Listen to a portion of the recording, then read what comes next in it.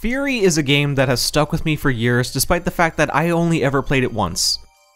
The stylish presentation and gameplay are mostly why.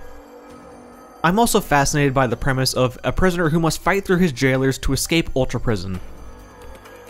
Additionally, each jailer is a hero in their own right, meaning they're all a force to be reckoned with. So this here is a bona fide boss rush. Despite the qualities, I feel like Furi lives in relative obscurity, especially considering this is the game maker's first non-mobile game. I could discuss mobile games as, quote, real games, but it's too early in the video for something like that. The studio heads of the game makers are prior Ubisoft devs. As a result, they have a fairly strong record working in production. They have AAA titles like Far Cry 2, End War, and Prince of Persia 08 under their belt. I wonder what other obscure games exist in there. No! I saw it defeated. I saw what it can do to a group of best friends. I shall not suffer as they did. Curse you, Cage! Anyway, the visual presentation of Furi is what originally drew me in. Aside from pixel art, I'm a sucker for a hyper-stylized visual aesthetic. The most popular example I can think of is The Wind Waker, but I'm personally a fan of Katamari Damacy's take on cartoon realism.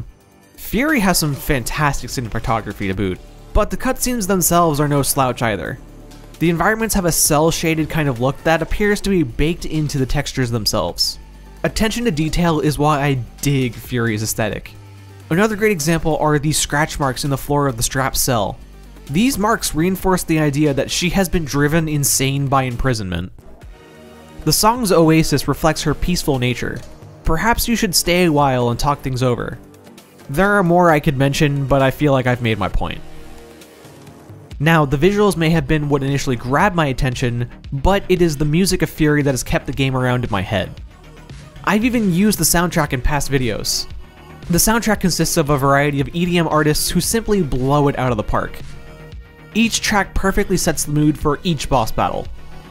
Plus, they are great to listen to while working on something else. My personal favorite tracks are Wisdom of Rage and Your Mine. Beyond the music, the general soundscape is pleasing to my ears.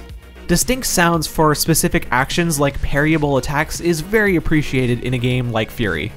I enjoyed what voice acting there was, although the lips were not properly synced.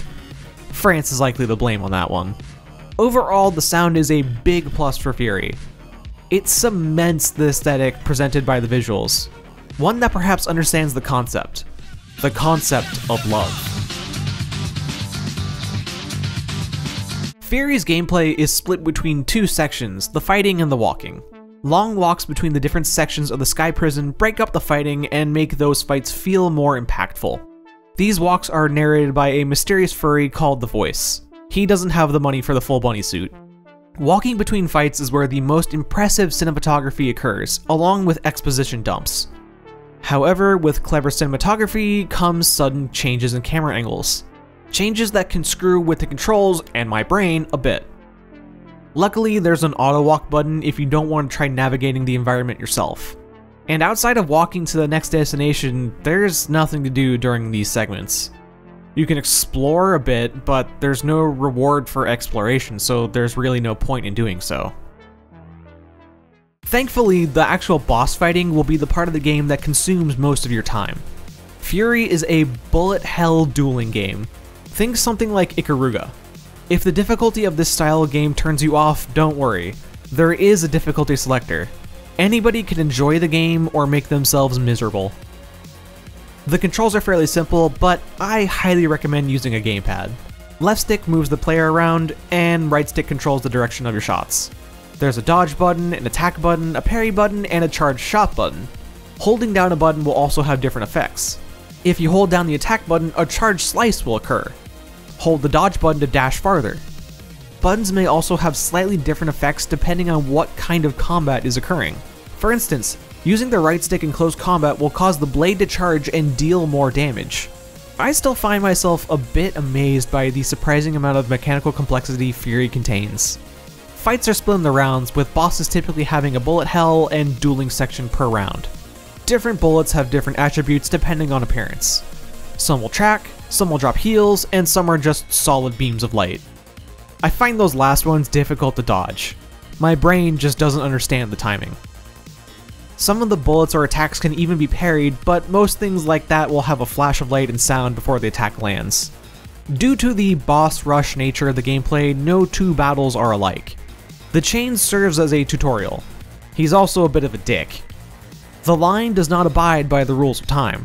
I have to say that the burst and the edge are my personal favorite fights. One is a sniper who doesn't play fair, and the other is a test of your parry skills.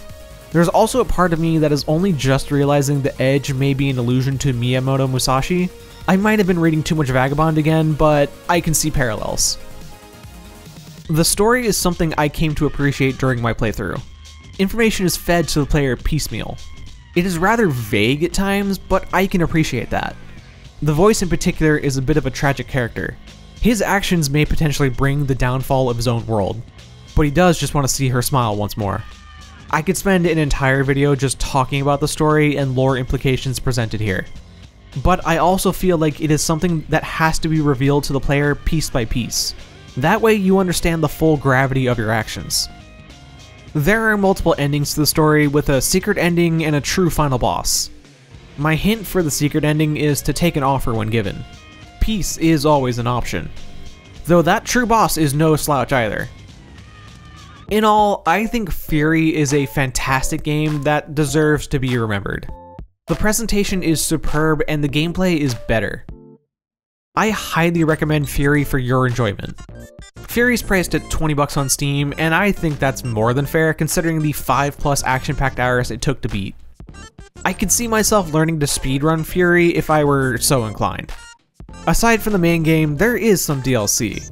It seems to be an extra boss fight toward the end of the game and a style-switching character.